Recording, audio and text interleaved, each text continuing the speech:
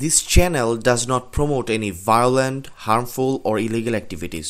All content provided by this channel is meant for an educational purpose only.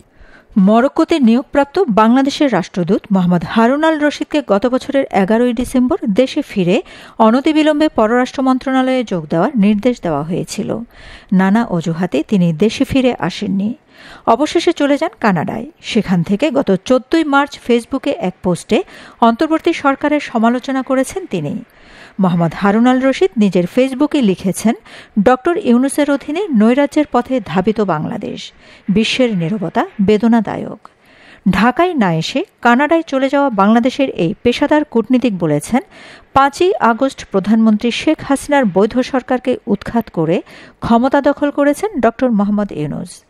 প্রায় 3 মাস আগে সরকারের দাপ্তরিক আদেশ অগ্রাহ্য করে অন্য দেশে চলে গিয়ে নিজেকে নির্বাসিত দাবি করা এই কূটনীতিকের বিরুদ্ধে শেষ পর্যন্ত ব্যবস্থা নেওয়ার কথা বলেছে সরকার। গত 14 মার্চ সন্ধ্যায় পররাষ্ট্র মন্ত্রণালয় এক বিজ্ঞপ্তিতে সরকারি নির্দেশকে বুড়ো আঙুল দেখিয়ে অন্য দেশে চলে যাওয়া কূটনীতিক এবং তার পরিবারের পাসপোর্ট বাতিলের প্রয়োজনীয় ব্যবস্থা গ্রহণের কথা বলেছে। তার বিরুদ্ধে বিভাগীয় ব্যবস্থা গ্রহণের কথাও উল্লেখ করেছে মন্ত্রণালয়। এতে আরও ক্ষিপ্ত হয়েছেন মোহাম্মদ হারুন আল রশিদ। এক অনলাইন সাক্ষাৎকারে কানাডায় অবস্থানকারী সাবেক রাষ্ট্রদূত মোহাম্মদ হারুন আল রশিদ ক্ষোভ প্রকাশ করে বলেছেন, তিনি পালিয়ে যাননি, অন্তর্বর্তীকালীন সরকারের প্রধান ডক্টর ইউনূসের পক্ষ ত্যাগ করেছেন। আমি পালিয়ে যাইনি, আমি ইউনূসের পক্ষ ত্যাগ করেছি। আমি কোনো মৌলবাদী গোষ্ঠী ইউনূস যে বর্বরতন্ত্র চালু করেছে বাংলাদেশে তাদের কাছে গিয়ে আমি চাকরি করব। এই প্রথম কথা হলো, বর্তমান যে সরকার আছে তারা কিভাবে এসে সেটাও বড় বিষয় না, তারা কি করছে সেটা আমার কাছে বড় বিষয়। তারা যা করছে সেটা হলো যে ধ্বংসযজ্ঞ চালাচ্ছে, যাকে তাকে তুলে নিয়ে মেরে ফেলছে। আপনারা এই প্রশ্নগুলো যে করছেন ভালো কথা করেন, আমি জানি, কিন্তু আমরা সবাই জানি, আপনি হয়তো আমি জানি না, কিন্তু দেখেন কিভাবে তারা যাকে তাকে খুন করে ফেলছে। তারা একজন মন্ত্রীর বাড়ি ভাঙতে গেছে, যারা ভাঙতে গেল তাদেরকে জনতা প্রতিরোধ করছে, তারপরে সেই জনতাকে ঘায়েল করার জন্য তারা আবার অপারেশন ডেভিল হান্ট করেছে। এই যে একটা নিষ্ঠুর অন্যায়তন্ত্র চালু করেছে ইউনূস সাহেব, এটা তো পৃথিবীকে আমাদের জানাতে হবে। পৃথিবী তো ইউনূস সাহেবকে ভিন্ন দৃষ্টিতে দেখে, তাকে ভালোবাসে, তাকে তারা মনে করে যে তিনি একটা গরিব দেশের ত্রাণকর্তা, এভাবেই দেখে। তো আমি মহামান্য ইউনূসের কাছে প্রশ্ন রাখছি, আপনার বিবেককে প্রশ্ন করুন, আপনি কি এই যে পশ্চিমা বিশ্বের এত বড় বড় নেতারা, এত ধরনের মানুষ আপনাকে যেই যেই যেই আপনার যে ইমেজ তারা ধারণ করে, আপনাকে যে সম্মান করে, আপনি কি সেই সম্মান রক্ষা করেছেন? এই প্রশ্নটা আমি সরাসরি ইউনূস সাহেবকে করতে চাই।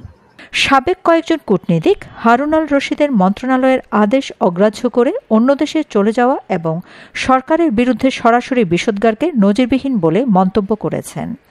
হারুন আল রশিদ অন্তর্বর্তীকালীন সরকার প্রধান ডক্টর ইউনূসকে সরাসরি আক্রমণ করে বলেছে, দেশে তিনি ডাকাততন্ত্র প্রতিষ্ঠা করেছেন। সরকার তারা যে একটা ডাকাততন্ত্র চালু করেছে, তারা সেটা প্রতিষ্ঠিত করেছে। এই প্রতিষ্ঠিত শুধু আমার সামনে বা বাংলাদেশের মানুষের সামনে তারা করেনি, এই ডাকাততন্ত্র তারা সারা পৃথিবীর সামনে তারা এটাকে প্রতিষ্ঠিত করেছে।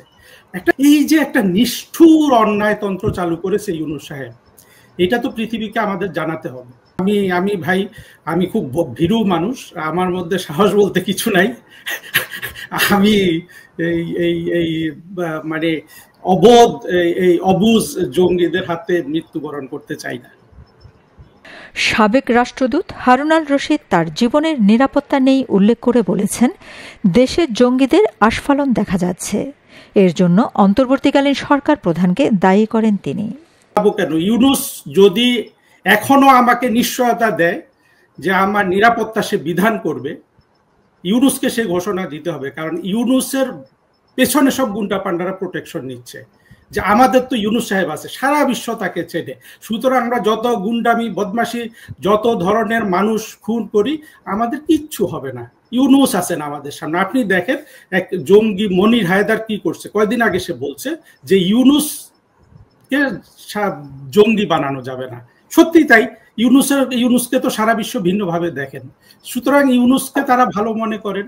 আর এই জন্য আমি সারা বিশ্বের কাছে যেই আবেদন জানিয়েছি সেখানে আমি এটাই বলেছি যে দেখুন, এখন যে নিষ্ঠুরতা আমাদের সাথে হচ্ছে এটা কিন্তু অত্যন্ত, এর নিষ্ঠুরতার মাত্রা অনেক বেশি।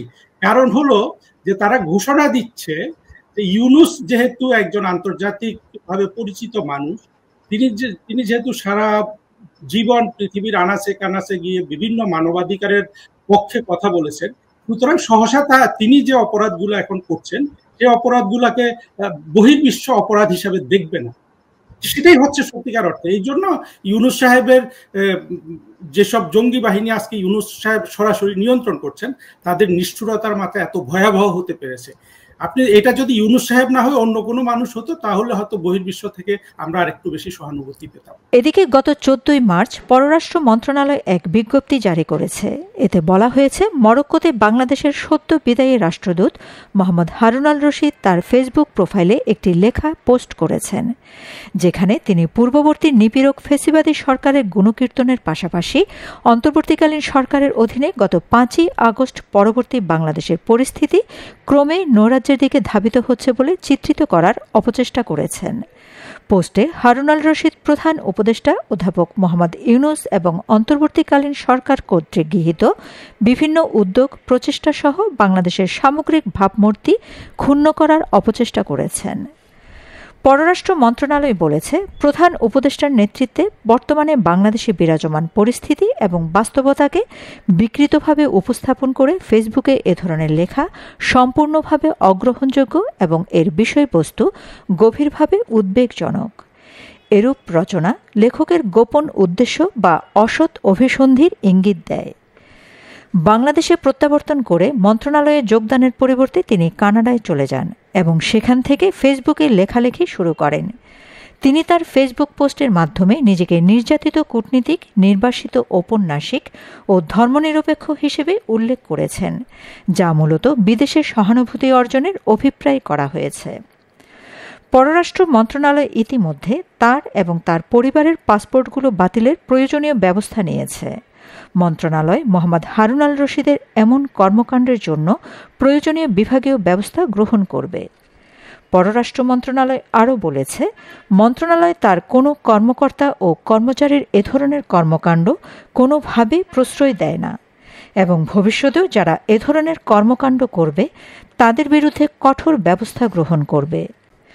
Shamima Chowdhury Shammi, BNA news 24।